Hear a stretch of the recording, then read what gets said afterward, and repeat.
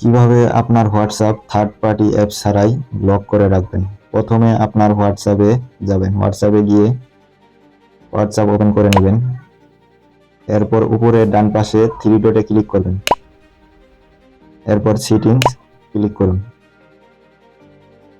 সেটিংয়ে এসে প্রাইভেসি এখানে ক্লিক করুন। এরপর নিচের দিকে এসে অ্যাপ লক এখানে ক্লিক করুন। এরপর আনলক উইথ বায়োমেট্রিক এটা অন করে দেন। এরপর আপনার ফিঙ্গারপ্রিন্ট দেন।